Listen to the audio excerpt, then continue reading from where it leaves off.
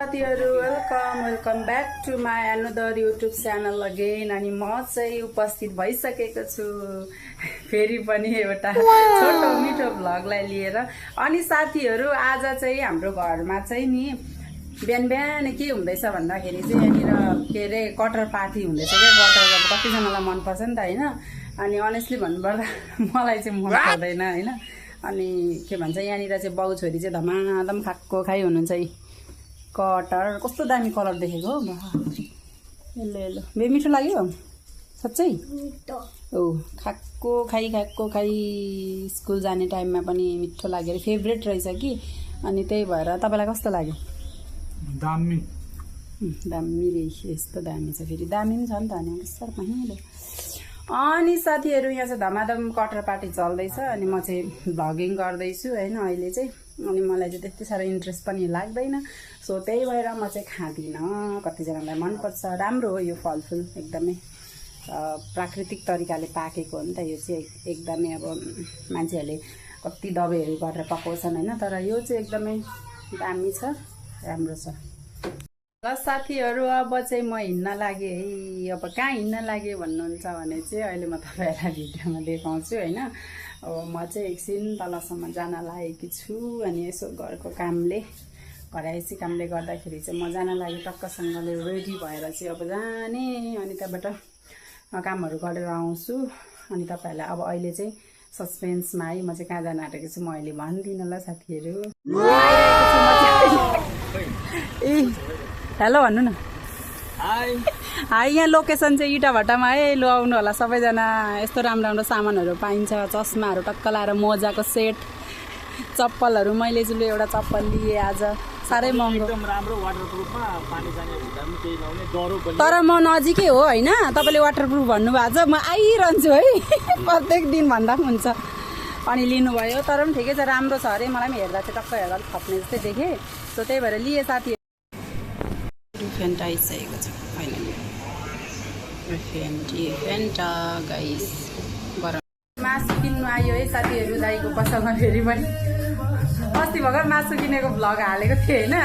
अनि फेरि अहिले ल कति छिटो खाएको खाइ भन्नुहुन्छ ल। यस्तै हो के गर्नु खानु मन लाग्छ। मांसाहारी भएपछि साह्रो रहेछ हौ जीवनमा।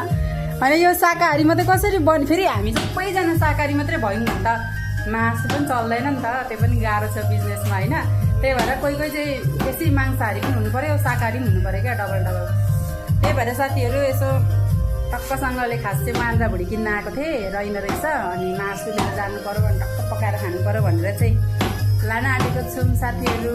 अनि यहाँ चाहिँ लोकेसन यो चाहिँ इटाभट्टाको तपाईले देख्न सक्नुहुनेछ। कतिजनालाई थाहा छ हैन यही हुनेहरूलाई चाहिँ।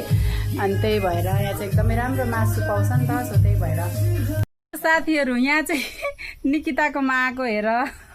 तिम्रो घरमा मम्मी मात्रै हुँदो रहेछ। अब यहाँ यसो गफसफ गर्नु लाग्यो। यहाँनिर कैद गर्नु पर्यो भनेर यसो दोकानमा यसो हेरेको त। हिजो लाइभमा भनेर आएको कि मान्छे त मैले फेरि आज आउँछु भनेको थिइनँ नि त मैले। नत्र बस्थ्यो होइन।